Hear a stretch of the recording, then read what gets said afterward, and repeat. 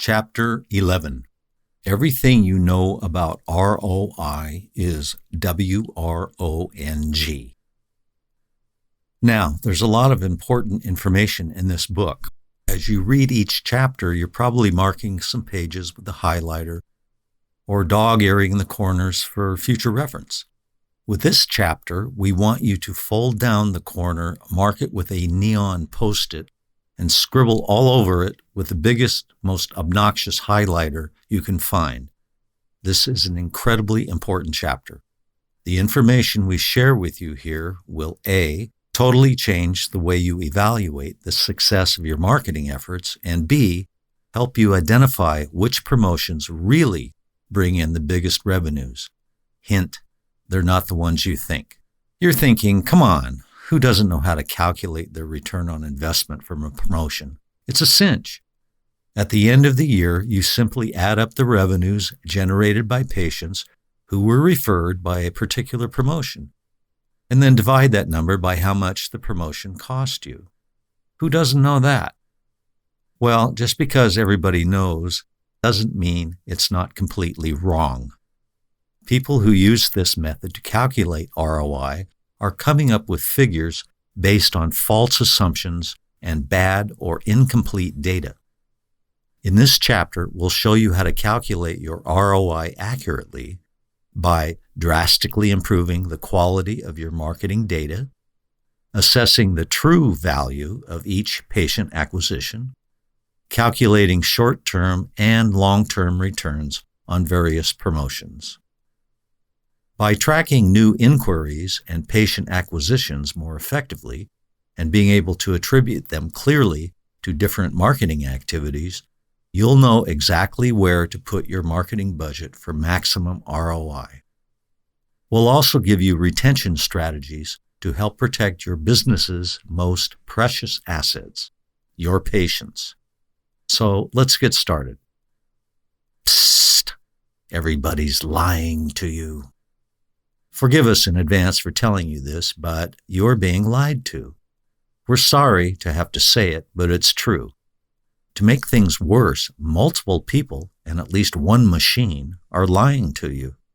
Even more galling, you pay some of these people's salaries. The good news is they don't lie to you intentionally. The bad news is the result ends up being the same. You continue to make extremely important business decisions for your dental practice with grossly incomplete and sometimes downright wrong information. In some cases, this forms a big part of the reason your promotion fails. In other cases, it is the reason. That's why we want you to start this chapter by uncovering the scoundrels that lie to you and show you how to ignore their lies and collect accurate current data on your marketing activities. There are 3 types of scoundrel that lie to you. They are your patients, your staff, and your practice management software. Let's take a closer look at your lying, cheating patients first. Okay, they're probably really nice people.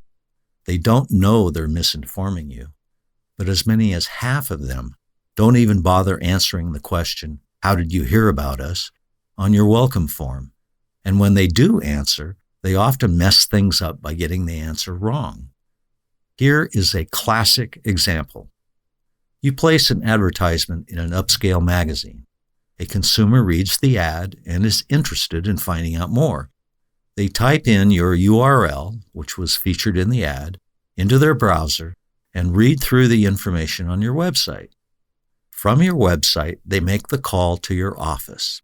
When they arrive for their first appointment, they fill out the new patient form, and where it asks, "How did you hear about our dental practice?" your new patient instantly puts a check mark next to website. Liar. They've just given you false information. And if you are receiving 10 new patients per month, your numbers are now off by a full 10%. Let's move on to your staff. We assume your staff are hardworking people with your best interests in mind, but the fact that they have the best of intentions doesn't help when you're making business-critical and costly marketing decisions based on their inaccuracies. So let's call a spade a spade. Your staff are liars. They lie by omission. They say they always ensure that the referral field is filled out for every new patient. They mean to do this important task. They sit through the special staff meetings you hold to reinforce the importance of doing this. And with the best of intentions in the world, your staff would probably swear on their mothers that every new patient in the database has a referral source recorded. Liars. If you were to browse through your new patient records right now, we guarantee there would be entries in your database with no referral source marked. The third evil culprit in this conspiracy of liars is your practice management software. In fact, your practice management software isn't just a liar, it's stupid too. It doesn't know what a new patient is. Read that again. It's important. Oh, your software has a new patient record, but how does it determine what a new patient is? Is there a first visit date someone has to fill in? That would be silly and prone to error. Does it look for the first appointment date? That would be silly too. What if the new patient cancels? Does it base a new patient on the date of the first transaction entry to hit their ledger? Again, more silliness. What if you posted a transaction code for D0001-missed appointment? Nope. None of the practice management software on the market knows what a new patient is. We know. It's sad, but it's true. Surrounded by liars and bad information, what's a dentist to do? Two things you can do immediately improve the quality of your data. First, there's a human-based solution. You and the rest of your staff can address the issue of missing or faulty information by making an effort to fill in the gaps with new patients. Do some digging. Start by assuming your patients are generally confused about how they first heard about you. Accept that what's marked on their new patient form might not be the correct answer, and put a process in place for digging a little further. Try being a little more proactive yourself while the new patient is in the chair. Strike up a short conversation as you are getting to know them. For instance, if they marked website on their form, ask whether they found your site through a search engine, a personal referral, or some other way. Capturing this information shouldn't just fall on the shoulders of your front desk.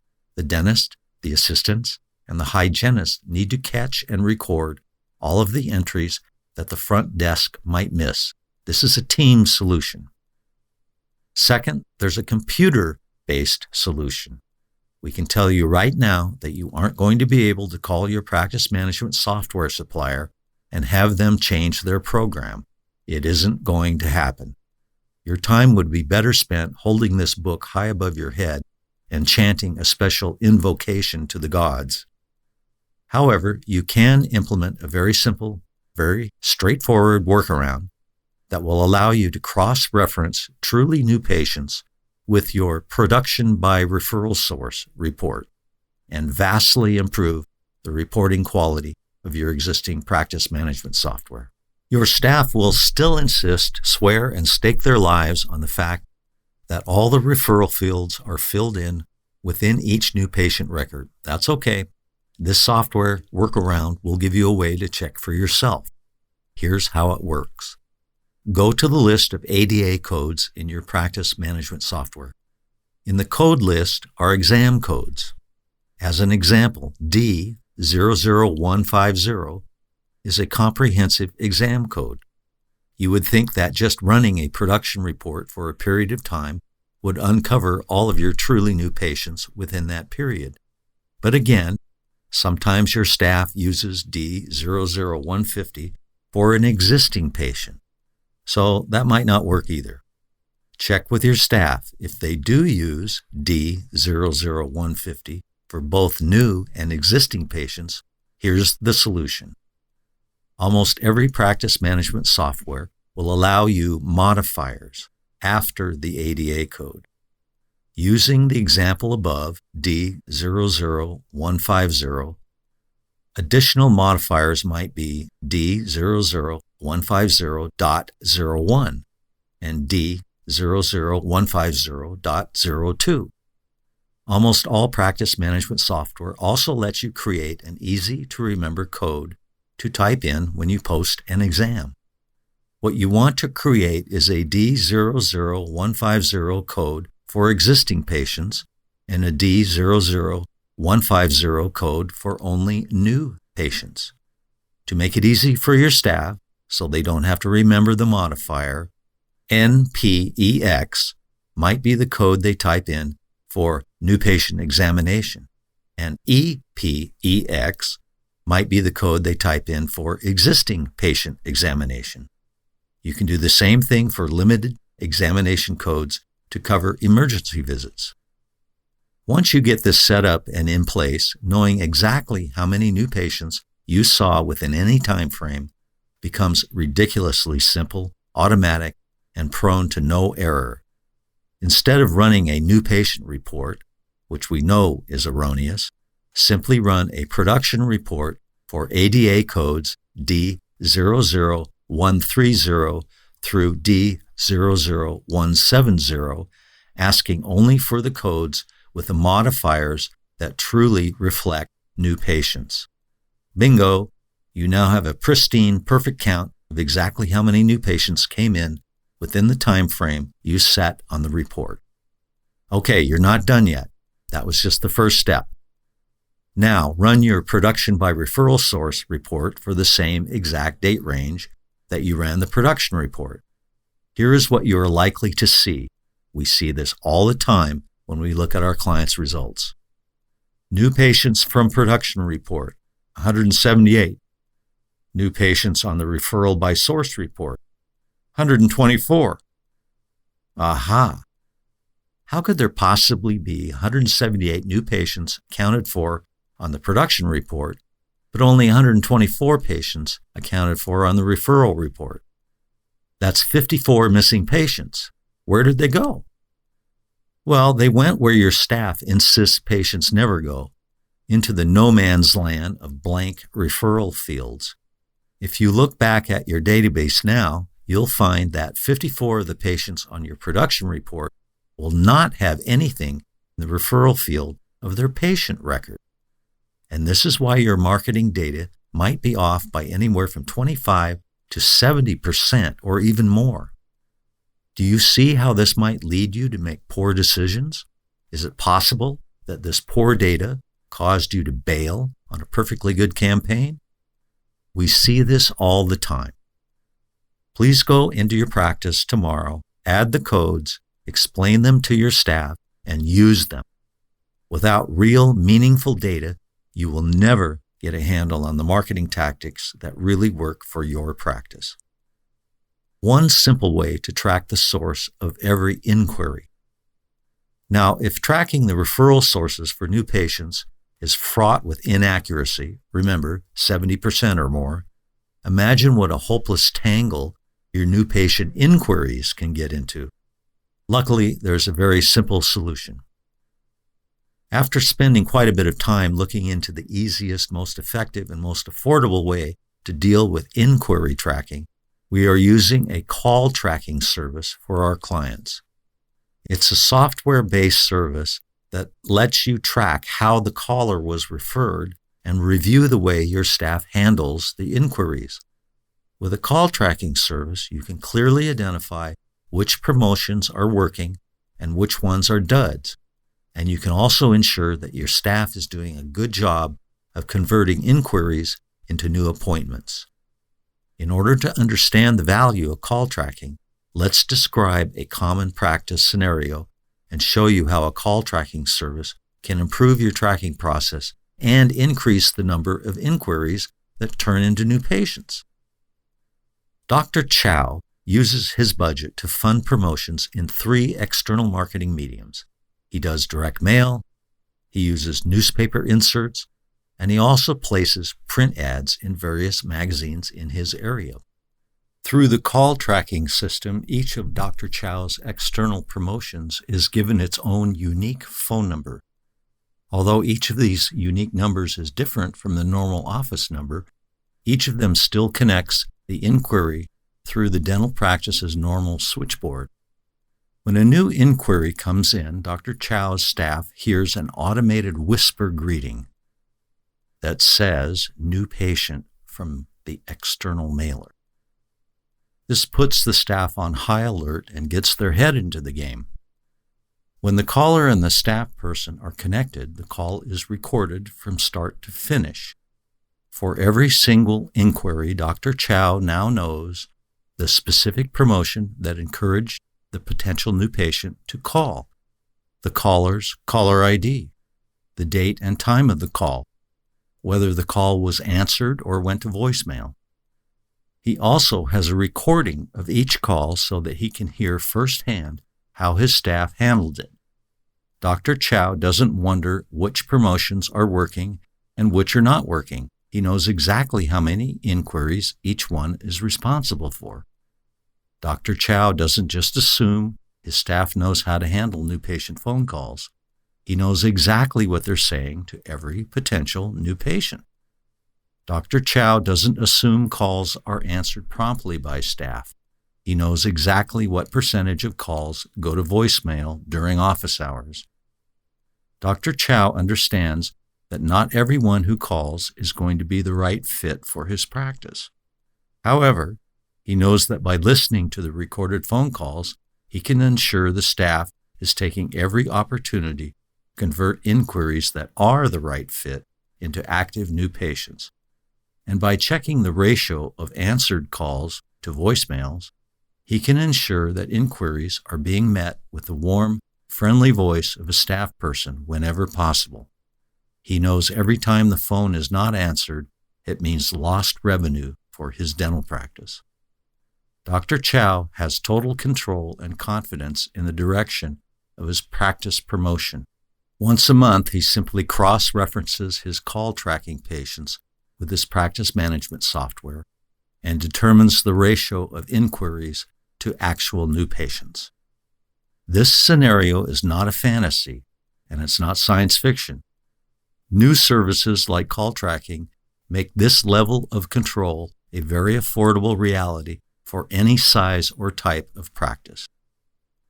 We've now addressed the importance of highly accurate referral data and shown you some improvements that are very easy to implement in your practice. We've also shown you how to monitor and improve that all-important first call with a new inquiry. Next, we're going to show you how to improve your long-term ROI by identifying the high-yield patients in your practice. Are you attracting patients with a high ROI? Nothing will have a greater impact on your long-term ROI than the ability to attract the right type of patient. The right type of patient cares more about the health of their mouth than the size of their deductible. They understand that their dental health is priceless, and they will pay a premium for excellent care. These patients are not as easy to attract as the ones who put low prices ahead of anything else. But if you put the extra effort into attracting high-yield patients to your practice, you will be rewarded with an exponential return on your investment. We'd like to say that one more time and bold it so it really sinks in. Put effort into attracting high-yield patients, and you'll get exponential returns on your investment. This is such an important concept. We first explored it in Chapter 3 when we talked about how to close the value gap. We stressed how important it is to promote your practice primarily through communicating the benefits of today's dentistry, and not by offering big discounts or rock-bottom pricing. In fact, we shared with you that relying primarily on financial incentives to promote your practice would actually widen the value gap and devalue your services in the eyes of your current and prospective patients. Now, even further back in Chapter 2, we discussed a particularly important dental consumer. In fact, it was the most important dental consumer. Remember who it is? Mom, or more broadly, females. You know, the person responsible for making 89% of all dental appointments?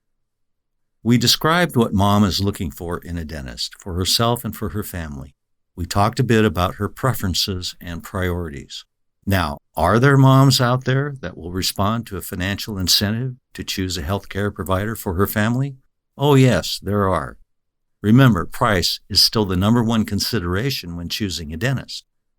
But are there moms out there that would choose a healthcare provider for their family based on other things besides just price? Oh, absolutely. This is very important because the moms that choose you because of the benefits that you provide will end up returning 3, 5, 10, or 50 times more revenue to your practice over time. Typically, patients that respond to financial incentives will not generate anywhere near that return. Now, you're probably asking, isn't it easier to promote your practice by using financial incentives? The answer to that question is yes. Marketing to price-sensitive consumers is pretty effortless. You can throw together any old ad campaign, and however bad it is, if the incentives are good, you'll get phone inquiries. That's easy. But all those easy-to-get patients are going to drain your practice of its true potential. They're not going to spend the money for premium care. They're always going to be counting the pennies.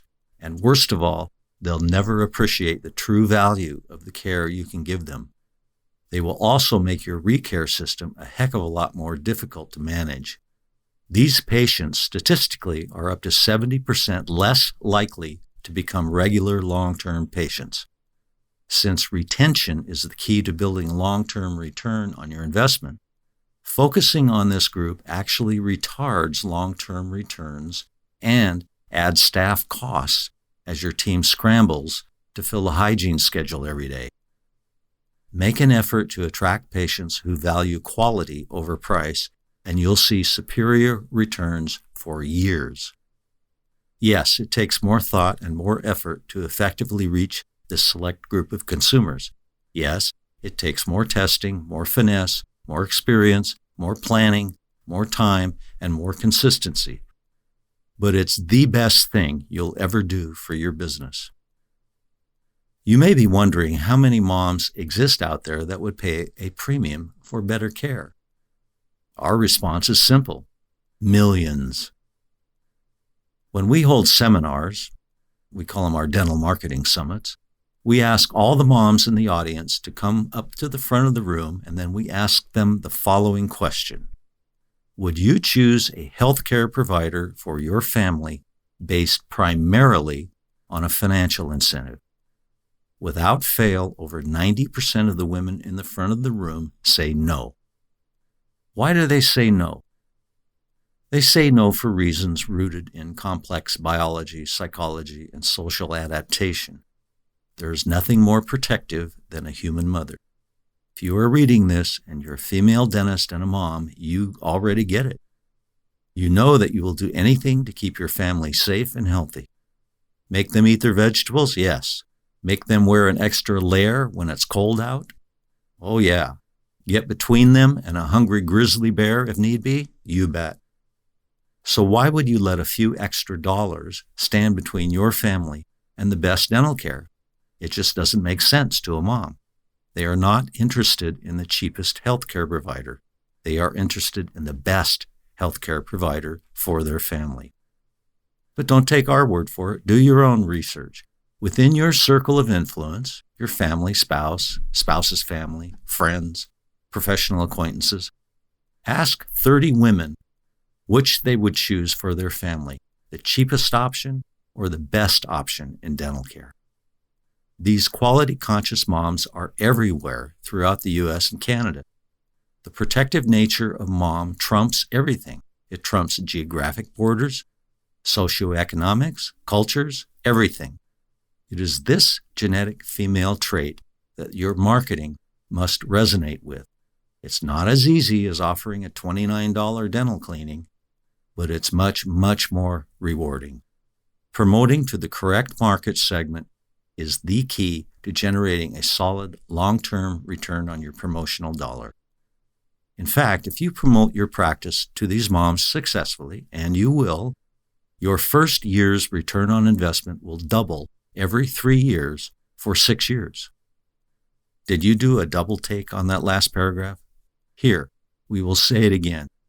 If you attract better than average quality new patients into your practice, your first year return on investment will double every 3 years for 6 years. Conversely, if you attract average or lower than average quality new patients into your practice, your first year's return on investment will take 12 years to double. Now, we ask you, which would you rather have? 50 patients that responded solely to a financial incentive? 20 patients that responded to the benefits of your dentistry? Well, if you chose the latter, you are going to be a very successful dentist. Protecting your return on investment. Now that we've shown you how to get the best returns out of your marketing investment, we want to show you how to protect that investment over the years. This is where we stop talking for a minute about acquiring new patients and focus instead on how critical it is to have effective patient retention strategies in place. In our business, we often come across dentists who are what we would call new patient junkies. They are 100% focused on the challenge of getting more new patients to grow their business. These are the types we picture crouched in the corner of operatory number 3, sweating profusely and chanting, "Need new patients, need new patients." Now, they are an extreme example, but this is a mania that grips most dentists at some point.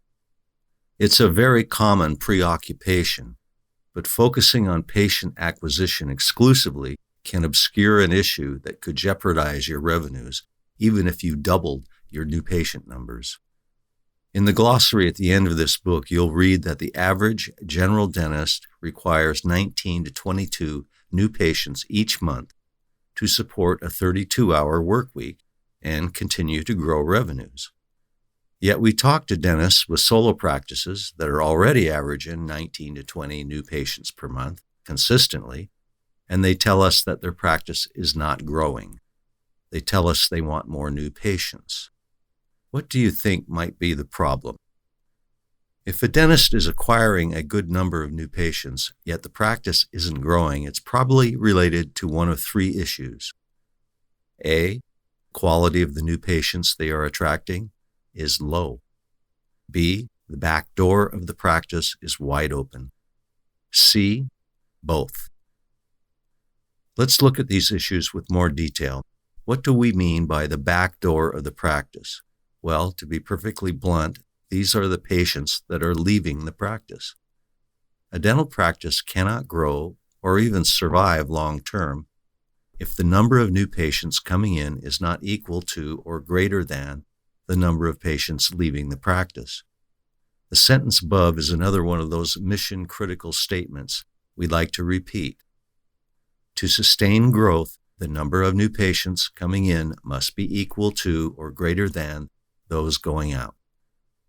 Repeat it to yourself a few times. Use it as a yoga chant in the place of Om, if you'd like.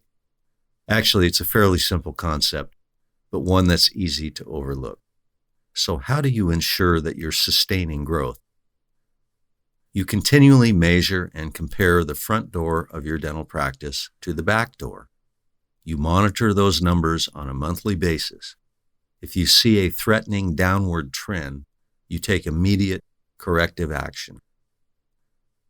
Take a look at the chart below. And on page 177 of the written book, there is a chart called Front Door versus Back Door Analysis. To help you understand the graph, here is how the data was collected from the dental practice. The month column is simply the current month. That's simple. The new patients column shows the total number of new patients the practice has seen in the last 12 months.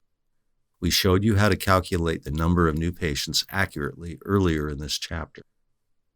The overdue patients column represents the total number of existing patients represented on an overdue recare report for the last 12 months. Again, this is simple information to retrieve from your practice management software. Just run a recall list for the previous 12 months and count the patients on the report. The net patient flow column shows you whether the practice is truly growing or not. The spreadsheet calculates that number. For the purposes of learning, let's do some junior analysis on the results generated by this example dental practice.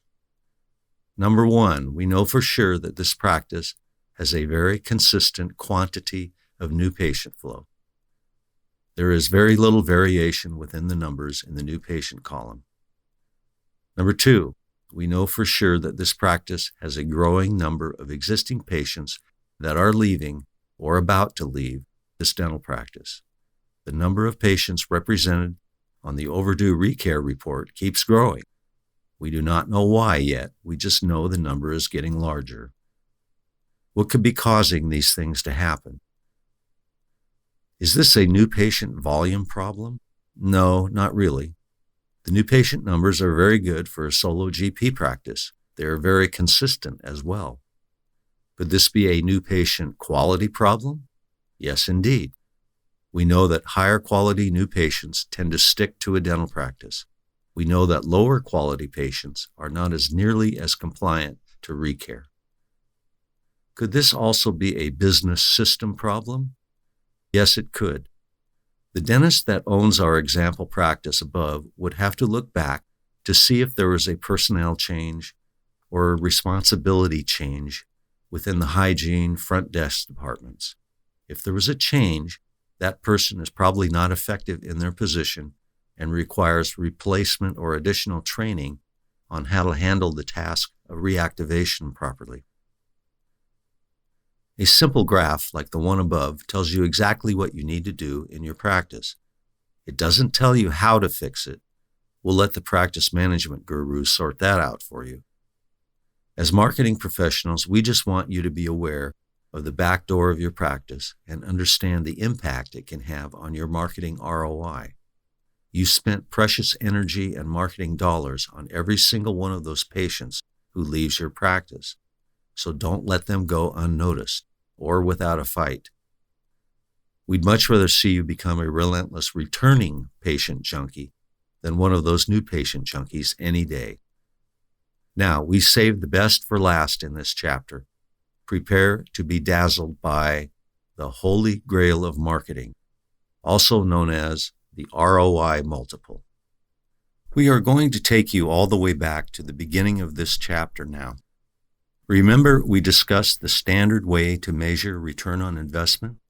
We noted that most people add up the 12-month revenues generated by patients who were referred by a particular promotion, such as a mail campaign or radio, for instance, and then divide that number by how much the promotion cost them.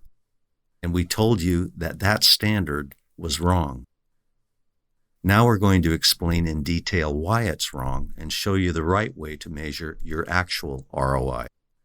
It involves measuring the success of your marketing activities based on the ROI multiple instead of an arbitrary 12-month period.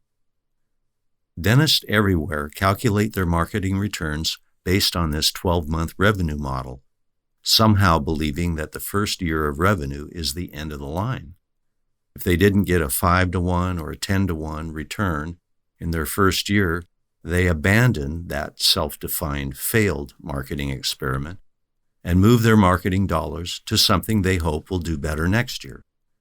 But by calculating and thinking in the short term, they run the risk of pulling the plug on marketing activities that are actually generating spectacular returns and will provide even more spectacular returns well into the future. Let's take a look at a classic example and a classic mistake made by literally tens of thousands of dentists each year. Take a look at the figures below and see which promotion you think offers the best ROI. And on page 179 of the written book, there's a chart. Chart reads like this: 12-month promotion return analysis. Promotion number 1 produced $72,000 in production. Planned treatment produced $130,000. It attracted 24 new patients. Average revenue per patient was $3,000, and the promotion cost $24,000. Promotion number 2 produced $82,000. Planned or future treatment, $65,000. The number of new patients was 92. The average revenue per patient was $891, and the cost was $18,000. Promotion number 3 produced $21,000. Planned treatment was $14,000. Number of new patients, 41. Average revenue per patient, $512, and the cost was $12,000. If you're like most of our clients, your analysis will probably sound something like this. Promotion number 1 looks like a real loser, only a 3-to-1 first-year return, and the least amount of quantity, 24 new patients. Also, it has the highest cost. Promotion number 2 looks okay. That one is closer to 5-to-1 return, and it brought in the most new patients. This one looks like a keeper. Promotion number 3 is not really exhausting a huge portion of the budget, so from a cost standpoint, it is okay. Less than 2-to-1, though. That's not good. Promotion number 2 is the clear winner. It brought in the highest number of new patients and is generating the highest ROI in the first year. I would cancel promotions number 1 and number 3 and funnel the extra dollars into expanding promotion number 2. Now, is that pretty close to what you were thinking when you first glanced at the graph? Well, it's a fair interpretation of the figures, but we're going to show you a better way of reading the numbers to understand the true long-term value that each of these marketing promotions offer. It all goes back to something we discussed earlier in the chapter, the importance of attracting high-quality, high-yield new patients. Remember we said that this type of patient produces an ROI that doubles every 3 years for 6 years? Let's plug those numbers into our ROI analysis. First year promotional return, 6-year projection. Promotion number 1 produced $72,000. In year 3, it goes up to $144,000. In year 6, $288,000. Cost, $24,000. The ROI multiple is 12-to-1. Promotion number 2, $82,000 in production. Year 3 goes to $122,000. Year 6, $164,000. The cost, $18,000. The ROI multiple is 9-to-1. Promotion number 3, production of $21,000. In year 3, it goes to $30,500. In year 6, it goes to $42,000. The cost is $12,000, and the ROI multiple is 4-to-1. Suddenly, promotion number 1 went from loser to a superstar.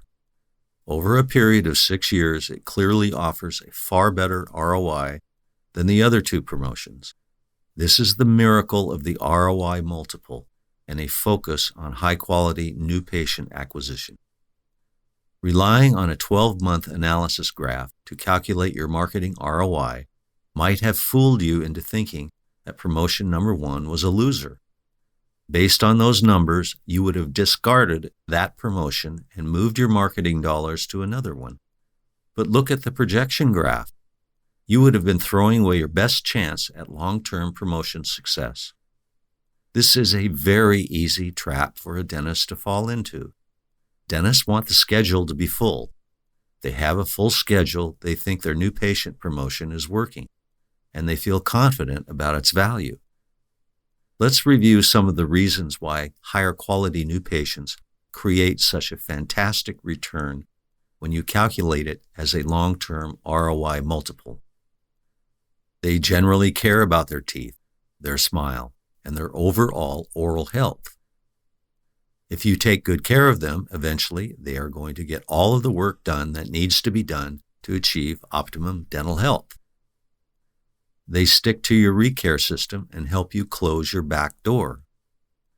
If you really take good care of them, they are going to refer their friends and family to you, and those people are likely to be just like them. If you take good care of their friends and family will get all their work done that they need for optimal dental health. If you really take good care of their friends and family, they will refer their own families and friends as well, and so on, and so on, and so on, throughout your entire career. Now, are we saying that you should only promote your practice to supermodels and CEOs? Absolutely not. High-quality new patients are everywhere. High-quality new patients come in all shapes, sizes, tax brackets, and social status. These high-quality new patients are all around you, and they're ordinary people, not high-flying millionaires. The high-quality new patient segment of the dental market is smaller than the segment motivated primarily by price and not quality. In Chapter 2, we showed you that price is a major consideration for the majority of consumers.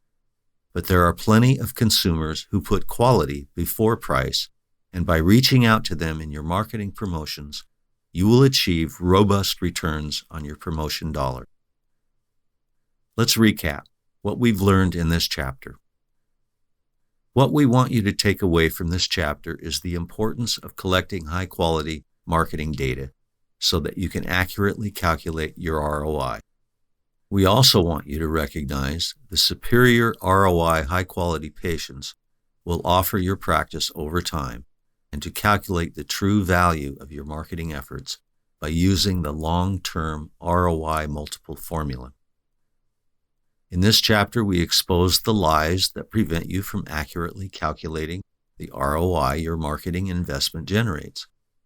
We discussed the ways in which your own misconceptions and the effects of human and computer error can play havoc on the quality of your marketing data. And we showed you ways to ensure more accurate data capture from your staff and from your practice management software. You also learned how to assess the true and long-term value of each patient acquisition, and discovered the importance to your ROI of attracting a smaller number of high-quality patients over a high volume of price-sensitive patients. And finally, we showed you the proven ROI multiple formula that will replace your short-sighted 12-month ROI calculation and reveal the true long-term value of your various marketing promotions. Now you can ensure the quality of your marketing data and use it to accurately assess the returns on your marketing activities. No more wasting time and money churning through a succession of marketing activities. You'll be able to project exactly which promotions will yield the highest return on your marketing dollars. What's next? Every dental practice in its life cycle will experience periods of transition. Using the marketing and management strategies in this book, we will use the next chapter to guide you through.